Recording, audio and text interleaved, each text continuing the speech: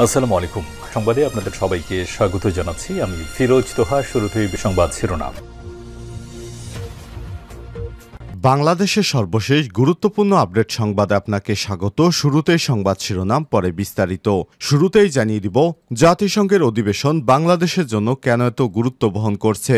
New ইয়র্কের জাতিসংঘ সদর দপ্তরে প্রতিবছর সেপ্টেম্বর মাসে সংস্থাটির সদস্য সব দেশের নেতারা বৈঠকে বসেন, বিভিন্ন বৈশ্বিক সমস্যা নিয়ে আলোচনা করেন। বিভিন্ন গুরুত্বপূর্ণ প্রসঙ্গে জাতিসংঘের 193 সদস্য বিশিষ্ট দেশগুলির মধ্যে ভোটাভুটি হয়। এবার প্রথমবারের মতো ডক্টর মোহাম্মদ ইউনূস অন্তর্বর্তীকালীন সরকারের দায়িত্ব নেওয়ার পর জাতিসংঘের অধিবেশনে যোগ দিচ্ছেন।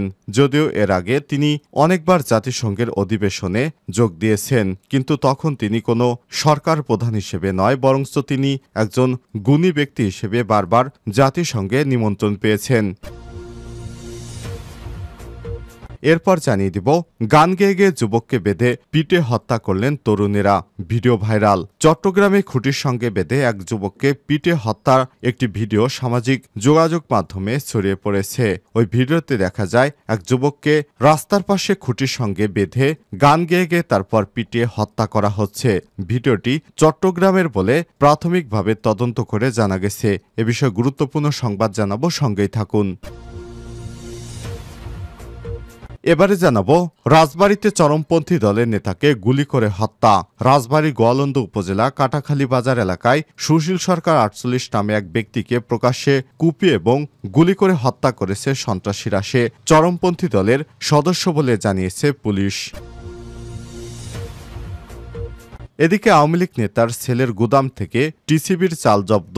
টাঙ্গাইলের ভুয়াপুরে টিসিবির 49 বস্তা চাল বিতরণ না করে গুদামজাত করায় সেগুলো জব্দ করা হয়েছে। গত সন্ধ্যায় উপজেলার গোবিন্দাবাসী উচ্চ বিদ্যালয়ে একটি ভবন থেকে 30 কেজি ওজনের 49 বস্তা চাল জব্দ করে ভারপ্রাপ্ত উপজেলা নির্বাহী কর্মকর্তা এবং নির্বাহী ম্যাজিস্ট্রেট ফাহিমা বিনতে আক্তার। এবারে জানাবো, ভারতের কোহিনূর ছিলেন শেখ হাসিনা, বললেন বিএনপির সিনিয়র যুগ্ম মহাসচিব অ্যাডভোকেট রুহুল কবির রিজভী। ভারত ছাড়া শেখ হাসিনাকে পৃথিবীর কেউ সমর্থন করেনি উল্লেখ করে বিএনপির এই সিনিয়র যুগ্ম মহাসচিব রুহুল কবির রিজভী বলেছেন, ভারতের কোহিনূর ছিলেন হাসিনা।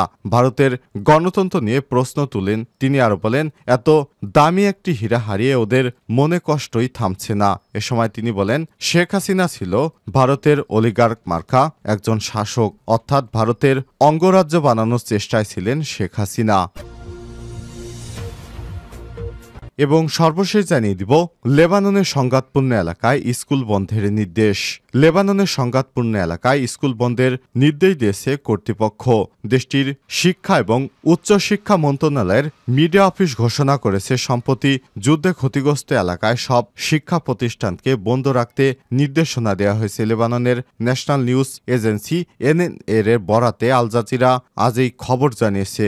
সিএনএন আরও বলছে, শিক্ষার্থীদের এবং সংশ্লিষ্ট জেলাগুলোতে বন্ধের বিষয়ে জানাতে নির্দেশ দেওয়া হয়েছে। এর আগে লেবানিস ইউনিভার্সিটির দক্ষিণের শহর সিডন এবং নাবাতি এবং টারে শাখাগুলো বন্ধের ঘোষণা দিয়েছে। প্রিয় দর্শক, প্রসঙ্গত সম্প্রতি লেবাননের বৈরুতের শহরতলিতে পেজার বিস্ফোরণে ব্যাপক হতাহতের ঘটনা ঘটে। চক্রান্ত করে ইসরায়েল এই হত্যাকাণ্ডের ঘটনা ঘটায়। ইসরায়েলি এই হামলায় হিজবুল্লাহর একাধিক ঊর্ধ্বতন কমান্ডার সহ অন্তত 37 জন নিহত হন। প্রতিশোধ নিতে 22শে সেপ্টেম্বর ইসরায়েলের উত্তরাঞ্চলে ঝাঁকে ঝাঁকে রকেট ছোড়েন লেবাননের সশস্ত্র গোষ্ঠী হিজবুল্লাহ যোদ্ধারা। এতে ইসরায়েল থেকে পালাতে শুরু করেছে দেশটির সাধারণ জনতা। প্রিয় দর্শক, এতক্ষণ শুনছিলেন সংবাদ শিরোনাম, এবারে বিস্তারিত। তবে তার আগে বন্ধুরা, অনুরোধ থাকবে এই সংবাদটিতে একটি লাইক দিন। এই চ্যানেলে আপনি নতুন হয়ে থাকলে আমাদের সংবাদটি দেখতে দেখতে চ্যানেলটি সাবস্ক্রাইব করে রাখুন। কমেন্ট করে আপনার মূল্যবান মতামত জানিয়ে দিন বন্ধুরা, আপনি বিশ্বের কোন দেশ থেকে বা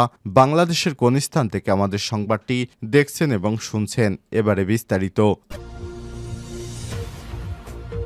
জাতিসংঘের অধিবেশনে বাংলাদেশের জন্য এত গুরুত্ব বহন করে কেন?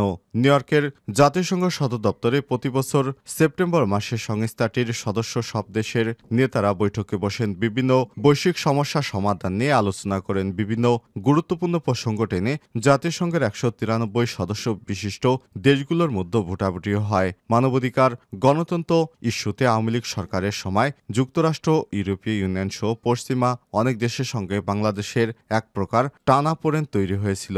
মানবাধিকার সংস্থাগুলো বাংলাদেশের পরিস্থিতির করা সমালোচনা করে আসছিল। গত 5 আগস্ট গণঅভ্যুত্থানের মুখে শেখ হাসিনা ভারতে পালিয়ে যায়। ছাত্র জনতার সমন্বয়ে নতুন অন্তর্বর্তীকালীন সরকার গঠনের পর বাংলাদেশ এবার জাতিসংঘের অধিবেশনে যোগ দিচ্ছে।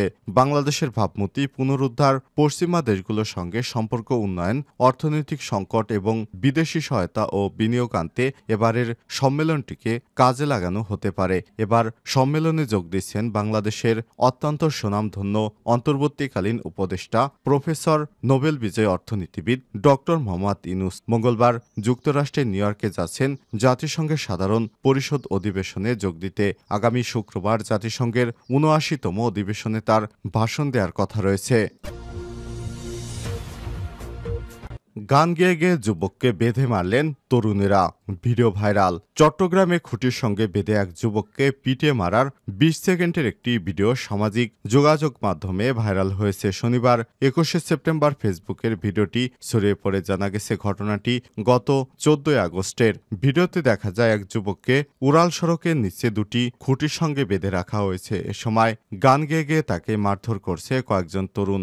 জানা গেছে মারধরের শিকার যুবকের নাম মোহাম্মদ সাদাত হোসেন, বয়স 24। সে যে স্থানে তাকে বেঁধে রাখা হয়েছিল সেটি চট্টগ্রাম নগরের আখতারুজ্জামান উড়াল সড়কের নিচের 2 নম্বর গেটমোড় এলাকা। মোহাম্মদ সাদাত হোসেন নোয়াখালী জেলার সোনাইমুড়ি থানাধীন পাঁচবাড়িয়া ইউনিয়নের নন্দা গ্রামের মিয়া জান ভুঁইয়ার মৃত মোহাম্মদ হারুনের ছেলে। 14 আগস্ট রাতে নগরের প্রবর্তক এলাকা থেকে পুলিশ সাদাতের লাশ উদ্ধার করে। এই ঘটনার পরদিন সাদাতের চাচা মোহাম্মদ হারুন বাদী হয়ে পাঁচলাইশ থানায় মামলা দায়ের করেছেন। পুলিশ জানায় গত 14 আগস্ট রাতে প্রবর্তক এলাকা থেকে এক ব্যক্তির লাশ উদ্ধার করা হয়। ঘটনাস্থল থেকে ওই ব্যক্তিকে উদ্ধার করে চট্টগ্রাম মেডিকেল কলেজ হাসপাতালের জরুরি বিভাগে নিয়ে গেলে কর্তব্যরত চিকিৎসক তাকে মৃত ঘোষণা করেন। তার স্ত্রী ফেসবুকে ছড়িয়ে পড়া ভিডিও দেখে শনাক্ত করার পর জানা গেছে এটি সাদতের লাশ।